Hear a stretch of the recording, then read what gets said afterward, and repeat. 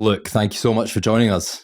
No, thanks for having me. Great to be here. For anyone who doesn't know who you are, could you give a quick introduction to yourself, please? I'm Luke. I'm the founder of Lucky Saint, which is an alcohol-free beer brand. We launched just over 5 years ago, and yeah, it's been a fun few years. Yeah, good journey. I mean, what made you want to go into that area? It started, fun enough, with I got obsessed about starting my own business. I met in a different life. I met two founders of a technology business. It was a startup concept stage business, and I met the two founders, and I remember sitting in this meeting room with them, and within 10 minutes of listening to them talk about what they wanted to build and the level of ambition that they had and the amount of belief and enthusiasm they had for what they were building, I just thought, God, as a job, how incredible to be that engaged with, what you do on a day-to-day basis.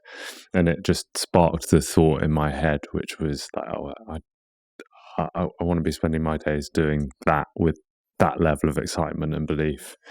And actually, kind of my immediate thought was, I need to go and work for a startup. And so I just started burying myself in the space, and it wasn't like sector specific. It was more what interesting businesses do I think that it would be cool to go and work for. And then I guess bit by bit, always in the back of my head was I wonder if I could do it myself. And a few ideas came and went, probably luckily.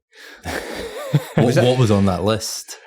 Oh God, I don't know. So there was, I thought there was something in the convenience stores, so the local corner shops, that I just felt were amazing piece of real estate.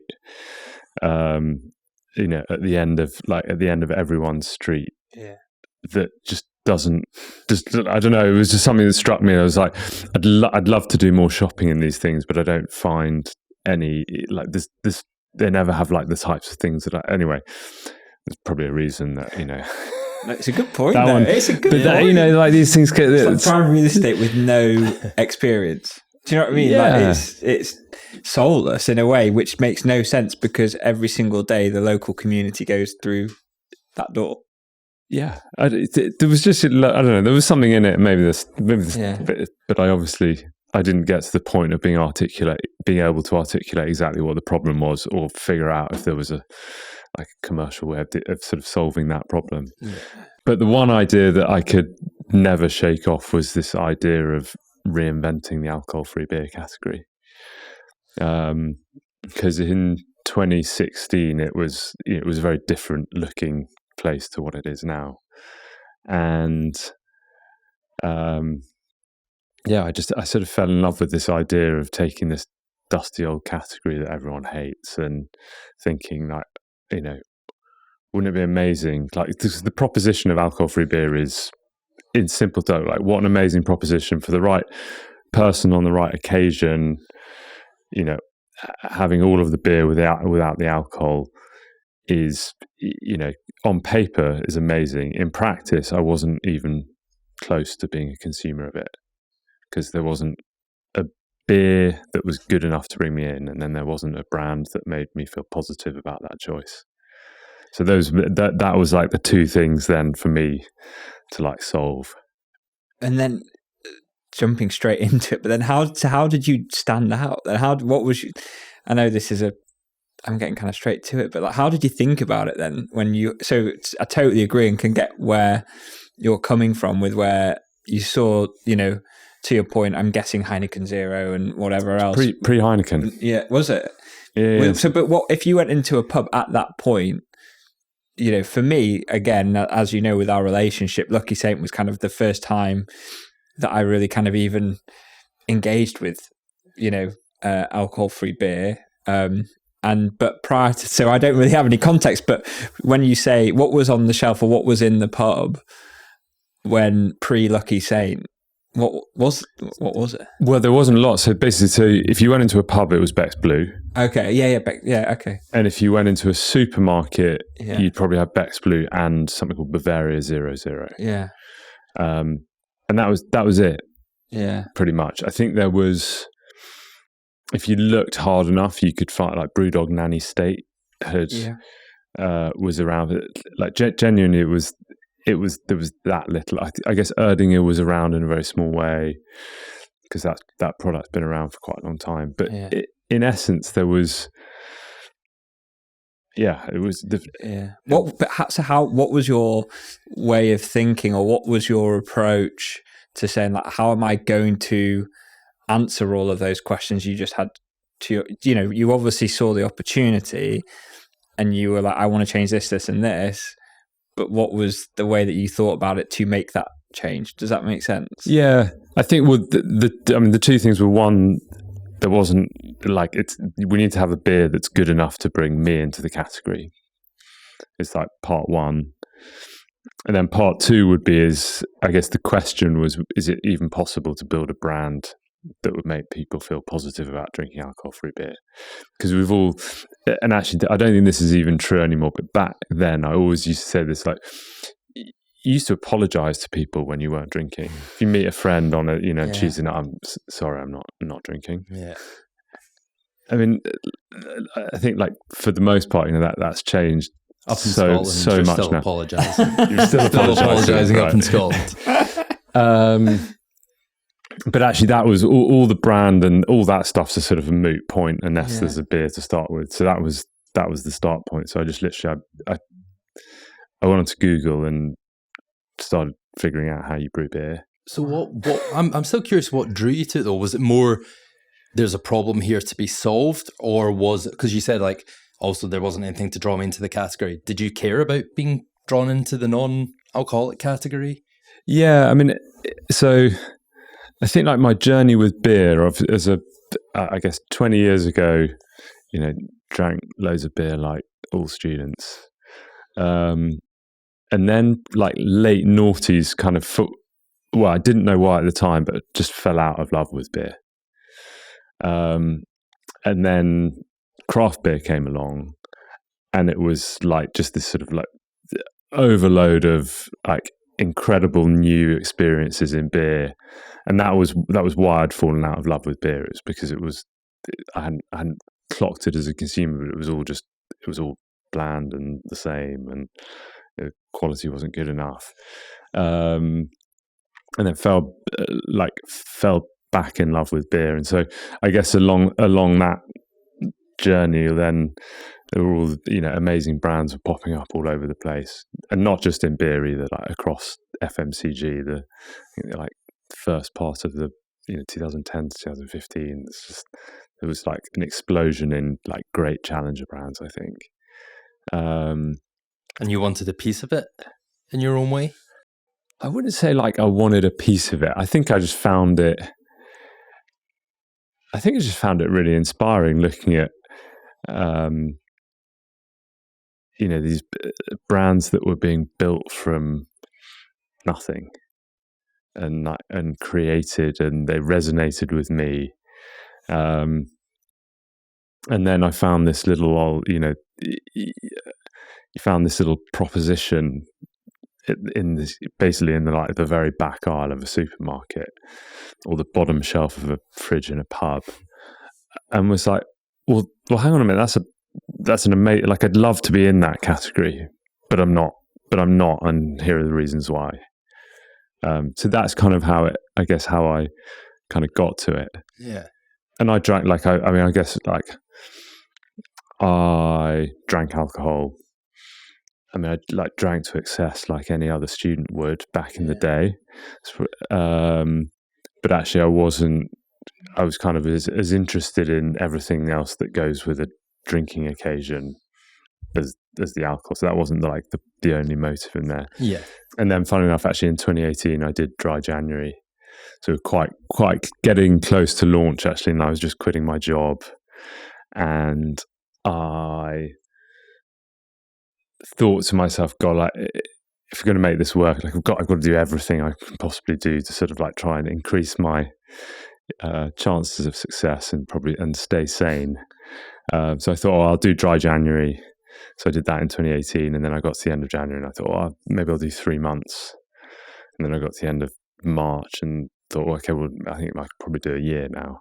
So then did a year, and by the time I'd done a year, I then feel like I'd done all of the hard things about, not drinking, and yeah, I mean, didn't drink at all for 4+ years. Okay. And now I drink. I drink very occasionally and very moderately. But I haven't. I've sort of always said to myself there are no rules, because I think if you put rules in place, then you just set yourself up for failure. You're doing what feels like right for you at the time, sort of thing. Yeah. Yeah. And I always think it's a bit like this sort of. I think it's changing now, and I think we've seen it change. But like dry January as a thing, it used to be basically a challenge of like, can you not drink for 1 month, and then you have one sip of beer, and you're like, I failed. It's all over. I couldn't do it or whatever. And that's changed so much for the better now, where people celebrate the drinks that you didn't have rather than like, flagellate yourself for the one that you did. Yeah. Which is, so for that reason, I was always like, there's never going to be any rules on drinking.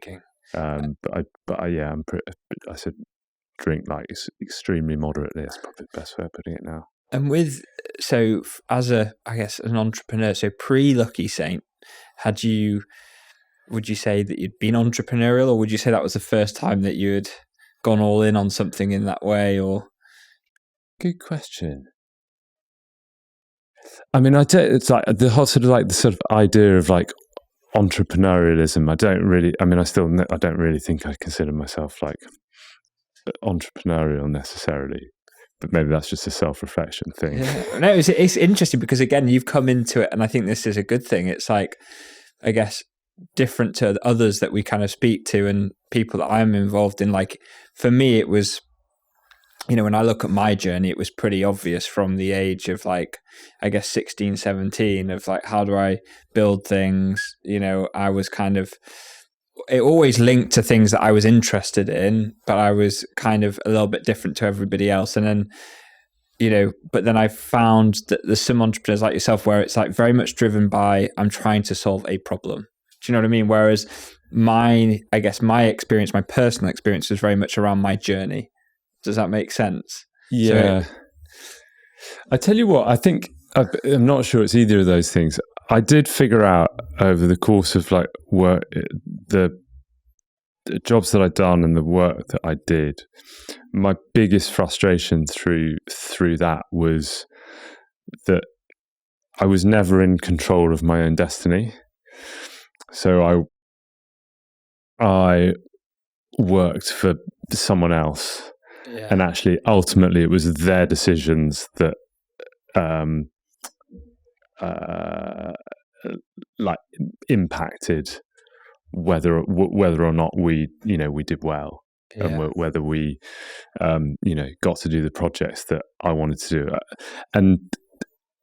And when that happens, sort of like, it's sort of, I experienced it in a few different ways across a few different jobs, and it was that I was mid-30s, and I just wanted to like take back control a little bit and be like, it's not about like, I guess, it's not very it's not fulfilling, right? Yeah, totally. If you don't, and so in whatever form it took, I just really wanted to have that like sense of control over stuff. Well, that's really funny. As we were opening up the door to you downstairs, Sam and me were talking about, like running our own businesses and could you ever go back? And I think that's a key part. It's making your decisions, getting to do the things you want. That's a huge part that draws you in. Yeah. It's a strange, it's kind of strange considering like going back to a different world. That would be tough, I think. Yeah, no, I can imagine at this point. So can you tell us about the journey with Lucky Saints when you saw this problem, you saw this thing that you could make a difference and you were growing passionate about? I mean, what was that journey? Because creating any sort of B2C product is tough, but trying to create a new flavor and category like alcohol, I mean, I can only imagine. Highs and lows. I mean, I think the sort of short version is I ended up from that idea, then ended up spending more than 2 years working with 6 different breweries in 3 different countries. Trialed every which way there is to make or to brew alcohol-free beer. And yeah, lots of failures along the way, lots of learning, kind of tough in a sense that it was partly a kind of like a development job, but then partly like it was a relationship. So I was constantly approaching, trying to get introductions to breweries and brewers. How'd you do that? Did you just reach out to people, message people? Literally reach out to people. Yeah. Does anyone, literally anyone who'd worked anywhere near a drinks industry that I could find, and you just you just keep going at it, and sort of had this. It actually just the sort of the wonderful like serendipity of. In the end, I'd figured out, we'd tried lots of things in the UK. I'd been to Belgium, trialed another process there. And I knew about this one process that I hadn't got close to. And I researched my way to what I thought was like the perfect looking brewery in Germany, because they brewed amazing lager in their own right, but they also had the right equipment to be able to brew alcohol-free beer. And I emailed I made up the CEO's email address and dropped him an email. And I remember it. So it was May 2017. It was a Tuesday afternoon. I was sitting at work, obviously not working very hard. And sent this guy an email and said, "Look, I'm in Germany on Friday. I'd love to pop by and tell you about this, this idea I've got and this thing I'm working on." Were you going to be in Germany, or was that you just saying you were going to be in that was Germany? just me saying that. Yeah, that's I think manifesting the meeting. And I can't tell you like how much like how many of those types of emails just get like they're never responded to. They either get caught in spam or they're just like delete. Yeah. And he responded in 2 minutes. He said, "Sure, pop by at 1." So I was like, Better book those tickets. Yeah. So tell us about that flight to Germany. Oh, so yeah, well, actually, I got myself out to Germany on that Friday. Got to the brewery, sort of like wonderful old turnout, sort of wonderful old like Bavarian style building. And it's a Friday afternoon. It was a Friday lunchtime, so it's pretty quiet. And just sort of walked in the front door, and took me quite a long time to find anyone in there. But anyway, did eventually met the CEO and explained what I wanted to do, and what the vision for the company was. I guess we didn't have a brand at that point, and also. I guess what the opportunity was, because the category in the UK at that point looked very different to Germany. So Germany was quite an established alcohol-free beer category. Lots of brands out there. 6% of beer sales in Germany were alcohol-free, but in the UK it was like 1/10 the size of the category in Germany, and hardly any brands. And Beck's Blue was this very, very dominant like market leader. And I said, I think that was probably what tonic water in this country looked like 15 years before Fever Tree came along. And yeah, at some point in the meeting, I must have said something that got him sort of over the line, and he slammed his hand on the table and was like, "Right, let's go meet the brewmaster." And so we did this walk from this kind of the very old sort of like head office building across the yard to the like modern brewery on the other side, and sat down with the brewmaster and started talking about, you know, the sort of beer that we wanted to brew, and, you know, what that should look and feel and taste and smell like. And so it all started there.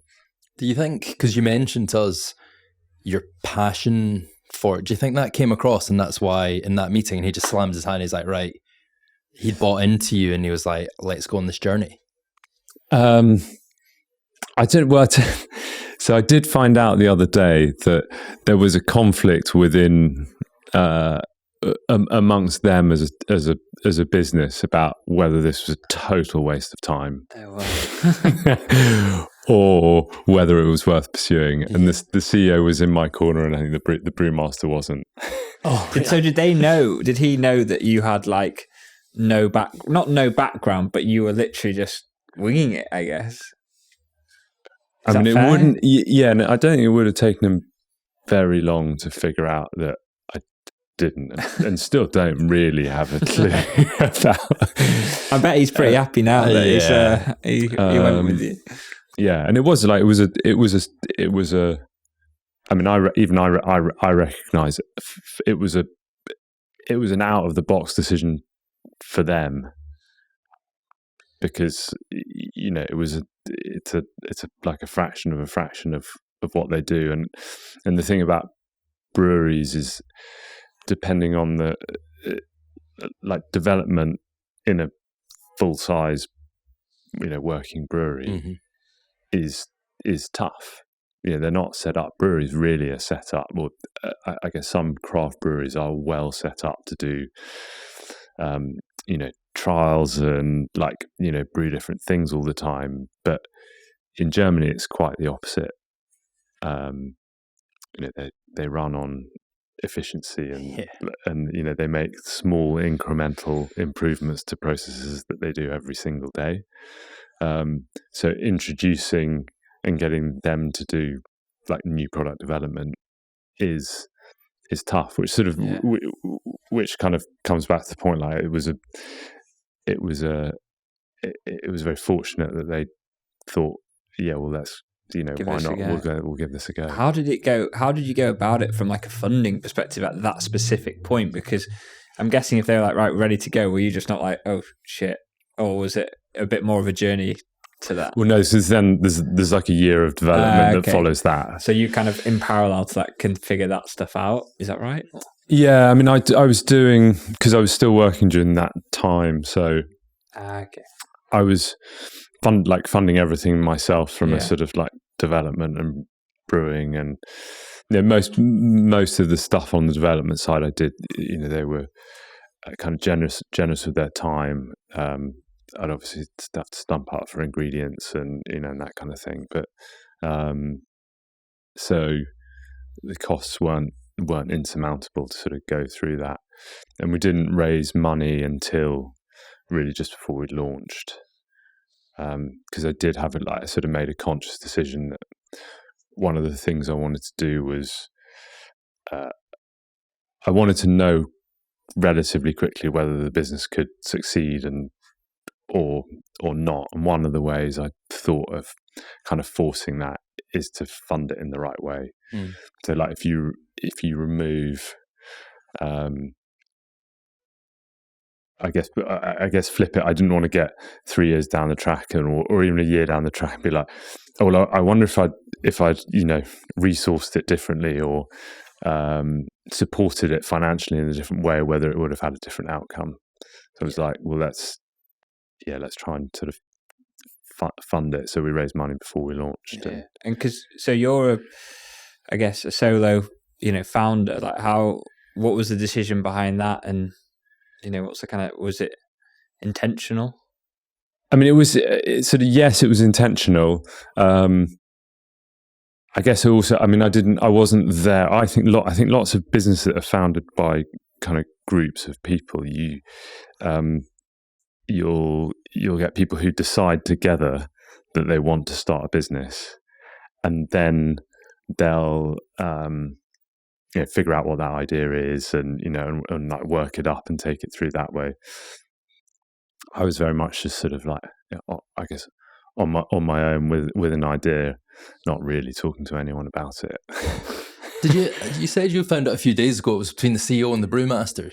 Did you ask the CEO why? You mentioned the word like serendipity a couple of times, but have you ever asked him directly, like, what made you take this chance?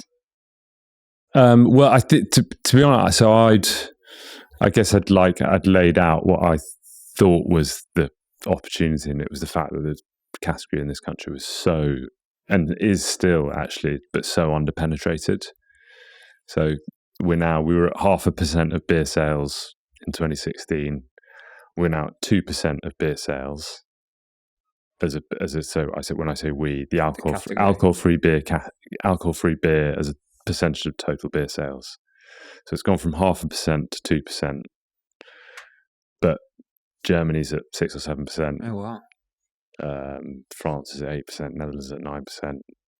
Spain's at I think I've heard as much as 17%. Spain is 17. Yeah, it's massive. Do you think it gives you authority having like a German brewer? Does that, because obviously for years everyone's like German beer is the best beer, because you've got them, do you think that adds a level of... It is the best beer. Yeah. Because what you said, you tried different places. I mean, how was the taste testing of the other factories and everything you tried? And did the German factory get it from like day one, or was there a few trial and error there as well? It comes with the idea of going to Germany was like, so it was always about lager, right? And the Bavarians brew the best lager in the world, and so that was, and then they also have the technology to do alcohol-free beer. So that was, and I still go there. I still spend quite a bit of time in Germany, and it's just the passion that they have for lager in particular is it's just astonishing. Like, it's amazing when you get, I love spending time with brewery owners and brewers out there, because the level of, I've seen it happen. They have like healthy arguments about whether they should change one hop varietal in a beer that they brew, and this will be a long run. This will go on for months, and they're just. It's just a level of obsession about it, which is it's just so good. And do you think you've then kind of not created, but now you have that equal obsession? I guess from the effort, it's the effort that you've gone to even create Lucky Saint. I guess it's hard not to have that level of obsession. I think you have to. Yeah. We still, we do like taste panels on our beers, every week. Yeah. And you get like it's because I guess. Well, I guess it's true of anything, right? If you want to, as a challenger brand, you have to do stuff better.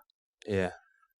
Than anyone else. If you want to, succeed against the massive distribution power and financial power of big brands, you have to do stuff better, and you need to figure out like what's the really important stuff, and then you need to obsess over it. But you can't obsess. I think there's a counter to that. But you can't obsess over everything, because there simply isn't time. You got to move fast enough on some stuff. So say Lucky Saint becomes like the category leader and you become one of the big boys. How do you think you could keep that eye for detail, that level of obsession? You do hear, in fairness, I think there are really big beer brands out there that are obsessed about the quality of what they brew, like properly obsessed. it's funny you hear. So Budweiser, interestingly, is one of them. When I talk to people who've been involved in brewing at Budweiser, or who know about it, it is, and it's not a beer that we necessarily think about as, but they are obsessed about the profile of that beer and ensuring that every beer that they brew is like bang on profile and there's no defects in it. So I think it's still possible at scale. Yeah. When we kind of get past, so we've got an amazing product, with Lucky Saint, and obviously product is absolutely critical to the success. But then again, to when we go back to the beginning of this conversation, what was the point of difference that you were creating around the product? Like, how did you start to get that traction that you've obviously got, and how, what was that journey? Do you mean literally like the sort of the products itself? Well, no, everything around the product. So the marketing, it's obviously like, when we think about Lucky Saint, it's obviously such a strong brand, and that's obviously how I've got really obsessed with it, as well as obviously the product being amazing, but, how did you think about that? So we kind of understand this, obsession for, and, the lengths you went at to make sure that the product stacked up, which I know is a massive part of it. But then you, alongside that, have obviously been, extremely thoughtful with everything you do around it. I mean, have been like pretty fortunate to have. Well, the journey to like how Lucky Saint became Lucky Saint. I had a weird set of introductions that led me to Other Way, who are the agency that have done all the Lucky Saint branding, and that's just sort of weird. It's just strange. But I guess kind of going further back, so I grew up in a family full of people who all worked in advertising. So my dad was in advertising, my mum, my sister, and actually as I grew up, it was all I knew, and B, it was therefore all I was ever going to do. And one way or another, I then didn't end up doing advertising, which, but I think having kind of grown up in that world, I've always just inherently been like interested in brand and I guess brand conscious. Yeah. So I then, from brand perspective, only ever wanted to do something that I guess like just sort of resonated, and it's the bit I'm still like just totally obsessed about. The things that we do as a brand, whether that's well, I can't believe I've not asked one of the most obvious questions. Why Lucky Saint? So have you seen? Oh, so Saint is just rooted in like we can all feel a little bit saintly if we're not drinking. Yeah. And it's not too serious. The Lucky, funny enough, it is. If you listen to the podcast series How I Built This, no, I know of it. Yeah. So it's an American called Guy Raz who interviews some like incredible founders of like some of the most amazing businesses, from like Instagram to like Richard Branson and James Dyson and the last question he always asks is, how much of your success do you put down to skill and judgment, and how much you put down to luck? And the answer is nearly always, as far as I could work out, nearly always the same, which is like, lucky breaks, serendipitous meetings, and they're always sort of very humble about it. And so the lucky part is, I think, like an ode to the luck that I think you just need to make these things work. And as I sort of plot the journey, there are so many of these like strange coincidences or meetings or introductions that happen that have just like led to amazing things. So one of them, funny enough, I finished my job. I was at my own leaving party in the most random pub in Paddington, and I walk in and I saw a guy sitting across the other side of the room, and I recognised him. He's a friend of my wife's, who I'd probably met like 2 or 3 times. He looked up and saw me and did that thing of then like pointing his eyes straight back down at the table because he couldn't. I think probably because he couldn't figure out who I was. Anyway, I just went over and said hello, and he was like, "All right, hi. What are you doing in here?" And I said, "Oh, this is my leaving do. I'm off to start a non-alcoholic beer brand." And he was like, "Oh, I'm freelancing at this agency, Other Way. You should definitely meet Jono and Stu." And so I met Jono the following week, and they ended up doing all of the Lucky Saint branding. Wow. So just these like, there was no. I've never been very good at like running a process and like interview. Let's go and meet 10 agencies and decide which one. I've never been very good at like doing that stuff. You just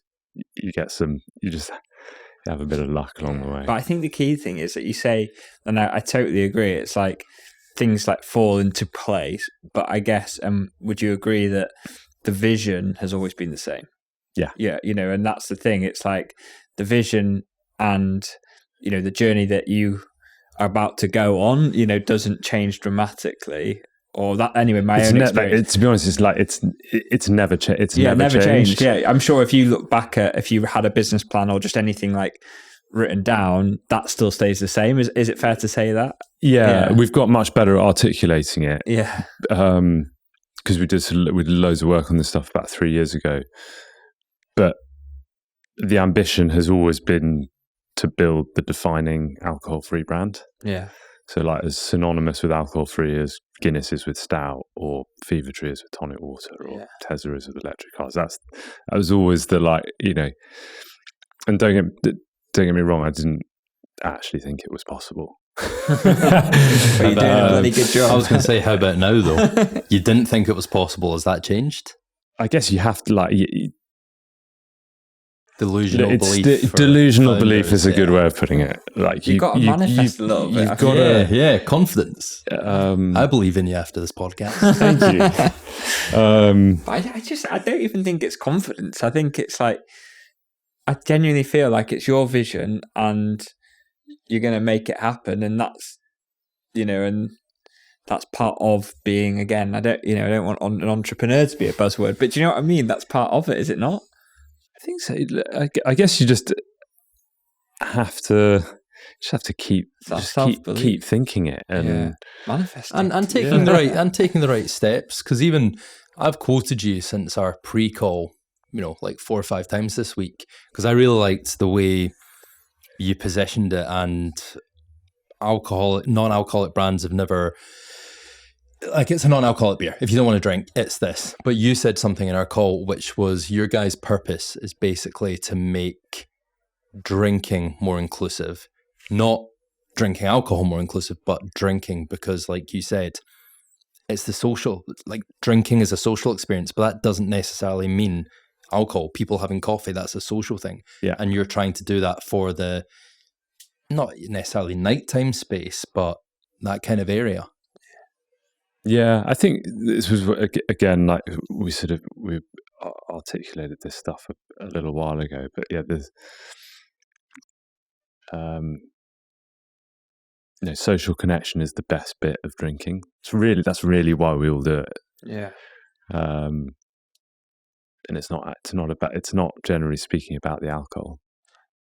And when you think about when we specifically talk about the UK, what's so special, you go to a pub and there's a community that lives within that pub, and that is part of our culture, isn't it? But I think to your point, what's exciting around Lucky Saint is that that can still exist. And I think it's something that's so special about our country, but doesn't necessarily mean that it needs to be 6 pints of Stella. No. Do you know what I mean? We opened a pub. We had a drink there the other day, Sam, called the Lucky Saint, and it was never going to be an alcohol-free pub. Yeah, I mean, it obviously got thought about it for about 1 second, and was like, well, no, we want to build, Lucky Saint's interpretation on the best pub in the world, and I don't think you should have to go somewhere different if you are or aren't drinking. Yeah. It's like let's have the best of alcohol free, the best of low alcohol, the best of full strength alcohol. But let's and it's been really fun. Yeah. So what's for anyone listening, what's been the biggest challenge for you in building, I guess, a challenger brand into a kind of semi-new space, only being 2% of the market? And what advice would you give to people who've got aspirations to kind of do the same thing? Funny enough, I'm just thinking back to the point on like solo founder, and I can't remember where that went. But I think being a solo founder, the most important thing was like building team. And actually, when I started working with our now chairman, very, very, very early on in the journey, the first thing we worked on was, he said, like, if you've got proof of concept, then bringing in someone disproportionately senior at a disproportionately early stage in the journey will be transformational, because they can come in, particularly when you don't have any experience at what you're doing. So hired Emma. So she joined about nearly 18 months into since launch, and she came in with like tons of experience from FMCG and has been instrumental in building the business and the brand. So this is kind of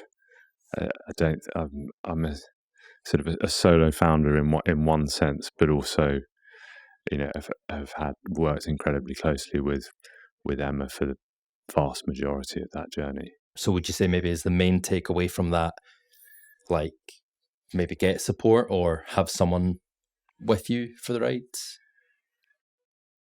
One of the hardest things, right, particularly actually in the really early stages, but I think it's true, like, and so you're as a solo founder, but it's probably, I suspect it's true for everyone, is you don't know what you're doing, and you go through, you make so many decisions, and you don't really have any context for whether you're making the right decision or not, because so many people found businesses in spaces that they have no idea what they're doing, and you need to find your like gut instinct to be able to say like no to stuff, like no, it's not good enough, and not just sort of like roll, because all you really want in those like really early stages is progress. So if it's in developing a product, I was dying to say yes to something, but in my gut, I knew. Funny enough, it was actually quite lucky that I was still working, because it needed to be good enough to be like, oh, I'm done, resignation in, and then saying no to a branding decision, and say, actually, I know we've done loads of work on this, but it's not right. We need to go again. So I think there's just something in having like courage of convictions, because to say no to stuff and say like, no, that's not good enough, and we need to keep going. Because everyone, like everyone around you, kind of including yourself, because you're sort of willing, you just want to make progress and get on to the next thing, but you need to make the best decisions, and you need to, things need to be like, pretty good. Like, so when you put them out into the big bad consumer world, it's tough out there. I love that. Perfect. Finished on a down note there. It's tough out there. Editing, and we shift around. I think we can't even be too fluffy. It's true. Yeah. I love that. Thank you very much for coming on, Luke. Oh, thanks for having me. I enjoyed it. Thank you. Cheers.